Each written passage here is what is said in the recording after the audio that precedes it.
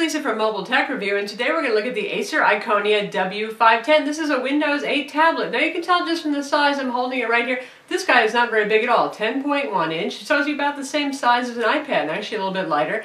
But it's running full Windows 8 because it has an Intel Atom dual-core CPU inside.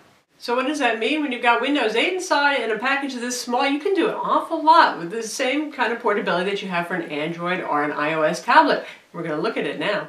The Acer Iconia W510 is available now, and it comes in two storage capacities. With a 32 gig, that's $499, and a 64 gig, that's $599. Those are both relatively affordable prices, and they certainly compete with the iPad and higher-end Android tablets like the Samsung Galaxy Note 10.1 and even the higher capacity Nexus 10. But what makes this tablet so special that you should consider it above the iPad or above your favorite Android tablet that you've been crushing on? Well, this runs full Windows 8. This is not just Windows RT that's limited to the Microsoft Store applications. Full Windows 8. And what does full Windows 8 mean instead of RT? Well, you've got the desktop, and of course you have the desktop itself to look at here on Windows 8, but you can run all sorts of applications. You can see I've got several applications installed. These are straight Windows 7, otherwise known as x86 applications. If you've got Photoshop, if you've got whatever your Windows 7 app is of choice, you can install it on here. Now obviously there's no built-in optical drive in something this small, so you're going to have to use a USB external CD/DVD drive to install your apps or download them over the air on the cloud, what have you, but you can put them on here. Now with a touch of the front capacitive button, we're back here in what's now called the Modern UI, formerly Metro, the live tile interface.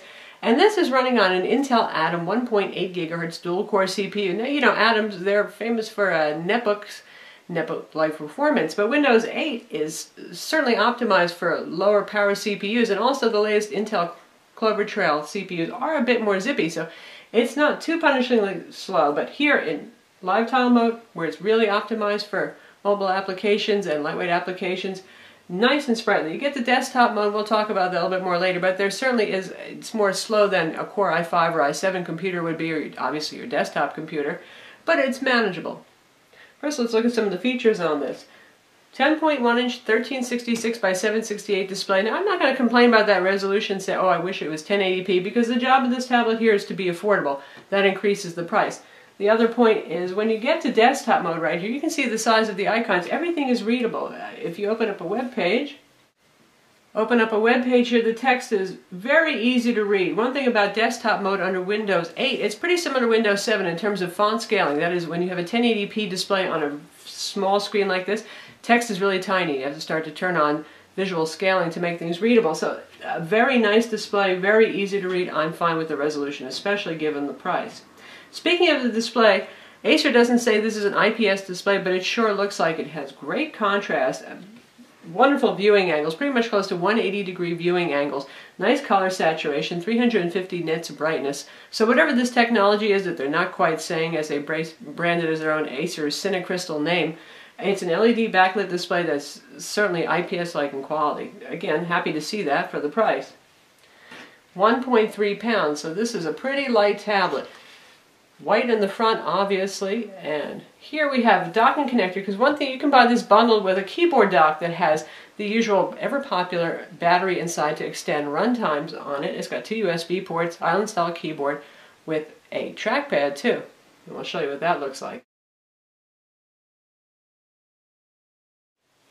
So these two connectors are for locating it on the keyboard dock, and this one here is for the actual data connection, and this is also where the charger plugs in. And you can put it in the dock backwards too, so if you want to use it sort of like in presentation mode, you can too. It has stereo speakers. Here's one of the speaker holes right here. There's one on the opposite side to match it. There's micro SD card. Now they say this is SC compatible, but we actually used XD card, 64 gig SanDisk card in here, and it worked just fine as well. We have our micro USB port, but don't panic, this is a standard USB host port. It's just that the thing is so small there's not enough room for a full-size USB port, so Acer gives you a little dongle adapter in the box. So here's a little adapter, and you can see this has a full-size female USB 2.0 port on here. This is USB 2.0. So you can use any USB peripheral that you want with this, whether it's a modem dongle or an external hard drive, game controller, anything like that. You can also use a USB hub with this. The only reason they have to do this, like I said, is just not enough room for them to put this big fat port on this 0.35 inch thin tablet. Over here we have a micro HDMI port. These are your volume controls right over here. Built-in microphone hole, power button on the corner, rotation lock slider, 3.5mm combo audio jack, headphone mic, also works with speakers, nothing else up top. And on this side here, nothing but the Iconia branding and another speaker hole. Now if we look at the back, we have nice faux metal. This is all plastic, this tablet here. Not too creaky, I have to say, and it doesn't flex a whole lot. I'm pushing on it now and you don't see much bending going on there, but it's nice looking. Yes, it's plastic, but it's nice looking, clean design. 8-megapixel camera here with LED flash. 2-megapixel camera on the front, handy for video chat with Skype. NFC, and it's telling you, here's your little hotspot for your NFC right there, and that's just about everything that's going on the back side. So nice, light, 1.3 pounds, very portable, very easy to hold. Resolution is a good match for the display, so everything is readable. Yet you've got full windows on board, not bad. And this is what the charger looks like. It's a compact wall wart charger. It kind of looks like a mobile tablet charger, but this is 12 volts, not your usual 5 volt. Just keep that in mind. And this is the proprietary charging connector that it uses.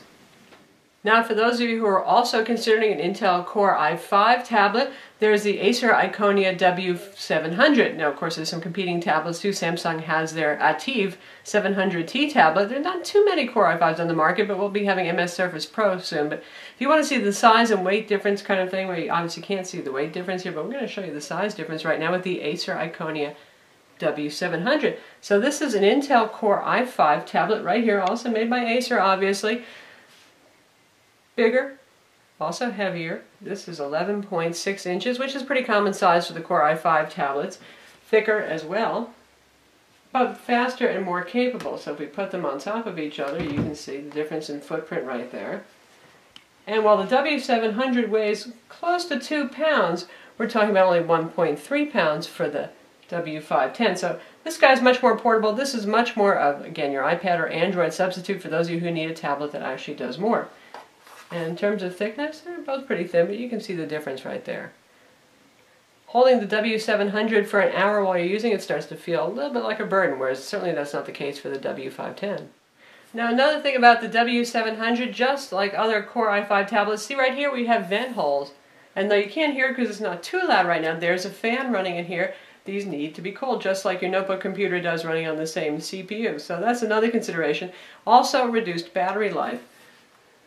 Our friend over here is a fanless design. That's how Intel Atoms run. They work a lot like ARM 9 compatible mobile OS CPUs, and also much better battery life. No fan holes not needed. And now we're going to compare it to the iPad with Retina display, 9.7-inch tablet. And you can see we're talking about just about the same footprint here. Different aspect ratio since the iPad is 4:3, so it's going to be a little bit longer this way, potentially a little bit shorter this way. And we'll see the overlap. We'll put the Acer on top in this case, and you can see it's a bit longer because of the difference in aspect ratio. It's also a lot shorter if you look here. But certainly in the same class of portability, these two devices. And in terms of thickness, they're actually very similar in thickness. The iPad has a taper that makes it look a little thinner on the edges, but pretty close right here. So what do you get inside? As I mentioned, you have a 1.8 gigahertz dual-core Intel Atom CPU. That's the Z2760 Clover Trail. Same thing you're going to find in the Samsung Ativ 500T, which is also running on an Atom CPU. And also on the Asus competing 810 model Vivo Tab that has a detachable keyboard dock as well. That's pretty much the standard right now for Intel Atom. 2 gigs of DDR2 RAM, that is the maximum amount of memory. That's because that's as much as the Intel Atom Clover Trail CPU can address. So there's no point in physically trying to upgrade it. The CPU can address more. You either get 32 or 64 gigs of flash storage. It's eMMC, so similar to SSD technology. Again, that's soldered on board too. Now if you go for that 32 gig model, it's kind of tempting because $4.99, well that's cheap, and even some places like Micro Center for the holidays have recently had a price as low as $3.99 on sale. A little crazy lost leader there to bring you in for holiday shopping. A warning is you're not going to have much storage available to you. There is no recovery partition on the 32 gig model. You get recovery DVDs instead because they don't want to take up room with the recovery partition. But still, you only have about 10 gigs free out of the box. And this is full Windows 8 here, so you know what 10 gigs free means. You've had laptops or your desktop PC. That's not so much. And if you get the 64 gig model, you have about 35 gigs free, which is much more capacious. Still not a whole lot for a Windows machine, but enough to get you going. You can store stuff, your media files, your documents, things like that on micro SD cards. But also it has an 11 gig recovery partition, and on the desktop you'll see an icon for the Acer Recovery Manager. In fact, it will remind you eventually to run that, and you can put recovery on a USB flash drive that will offer to reclaim that 11 gigs of space and attach it to your primary Windows partition, so you'll get 11 gigs back. Much more attractive there. Now we have the 64 gig model here, so I haven't experienced this myself, and folks who do get the 32 gig model say that it's pretty hard to get this guy to boot off of the DVDs if you need to do a recovery. So keep that in mind. Unless you're pretty technical and you can set up a USB hub to plug in your DVD drive for the recovery things and also a external USB keyboard, it's going to be challenging. If you go with the 64 gig, it's much more straightforward. You either boot right off the recovery partition if you ever need to wipe this to factory settings, or you make that USB recovery key, and that's a much more turnkey process. The tablet has dual band Wi-Fi 802.11 BGN Bluetooth 4.0 high speed NFC. As we noted, there's a little NFC indicator on the back there. And it has a 3650 milliamp lithium polymer 2-cell battery that's sealed inside. There's no way to take it out very easily and get to that battery. Now that might not sound like a whole lot of battery power. We're starting to see some Android tablets with insane amounts of milliamps, like 9,000 or so, but the Intel Atom on here is just amazing. It's so powerful that this tablet with average use goes for about 8 to 9 hours of actual use time, and standby they claim is at about 3 weeks, and it's been absolutely stupendous. It's been like a mobile OS tablet. I never shut this down. I've been using this for a week, and when I'm not using it, I just lightly tap on the power button, the same way you would with an iPad or Android tablet. There it is, it's off. Just tap on it again, and we're ready to go. Just like that. So why bother shutting it down? It's very convenient, it's instant on, it's all the things that you don't think Windows is. So that's the beauty of Atom. The thing just really runs forever on battery. If you get the optional keyboard dock, you can go even longer. And that keyboard dock is so far sold in bundles. I haven't seen it sold separately, so you're going to buy it with the tablet if you want to get it. It adds about $130, $150 to the price. But awesome battery life, instant on technology, that's what Atom is good for. What it's not so fantastic for is for those of you who need to run demanding applications. If you want this to be your primary PC, think about that again. It's just not the sharpest knife in the box. We said the same thing about the Samsung ATIV 500T, which is running on the same Atom CPU.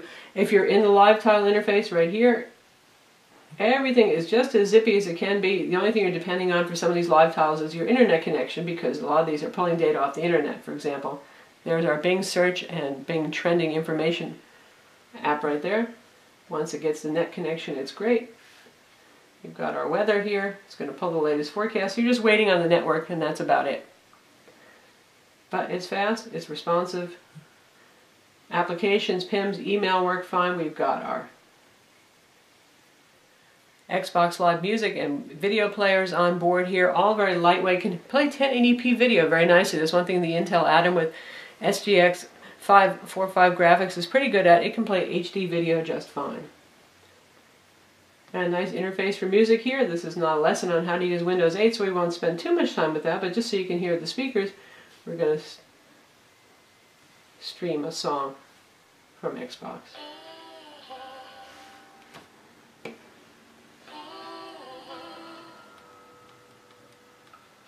For a tablet, really pretty good volume from the speakers. We're at about 70% volume right now, and you can hear it just fine.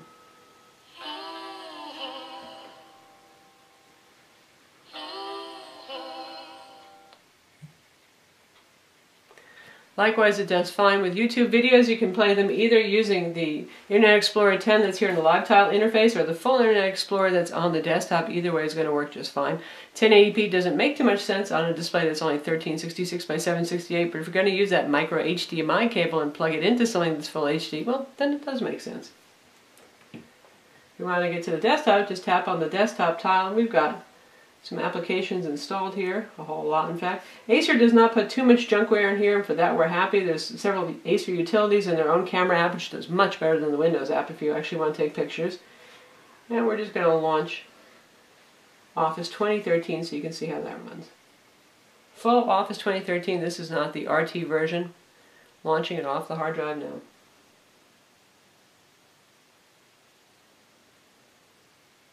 And just added a couple of Acer plugins there, so it took a little bit longer than normal. And if you want to start typing, there it is. You can use the on-screen keyboard, you can use a Bluetooth keyboard, you can use a USB keyboard, or you can use a keyboard dock, so lots of options there. Easy keyboard to use, good auditory feedback. There is no haptic feedback on this guy.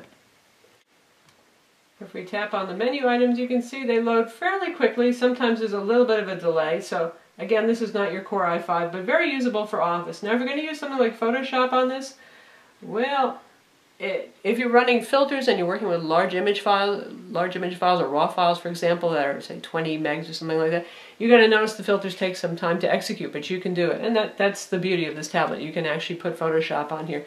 Games, this is an Intel Atom, folks. Casual games are fine, but you're not going to be playing Left 4 Dead 2 on this and saying, wow, look at those great frame rates. That is not what this product is for. The casual games, the games from the Microsoft Store, they're fine, however.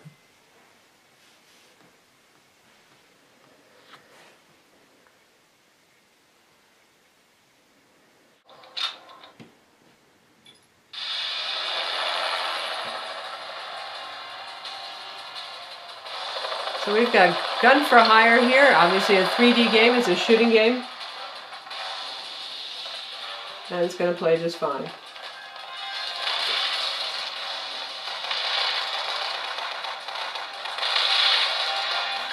So you certainly can game on here. It's just your traditional games on DVDs that are going to be a challenge. Some of them at least.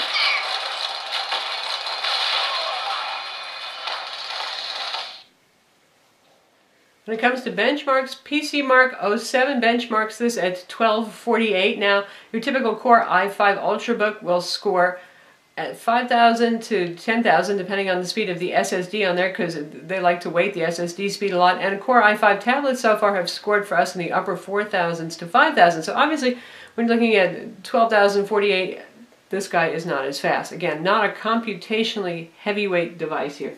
For Windows Experience Index, you can see processor 3.4, RAM 4.6, graphics for desktop 3.6, gaming graphics 3.3, primary hard disk, which is actually the eMMC flash drive, 5.8. So as a second computer, as a mobile tablet, makes a lot of sense. And again, that's the same thing we said about the Samsung ATIV 500T. Now, one thing I will say in comparison to the Samsung, this guy is actually more responsive. Now, both of those tablets got a whole slew of updates from Intel and the manufacturers. When the Atom tablets first came out, there were some bugs and there were some issues, and they were crashy. And usually you don't see blue screen of death in Windows too often.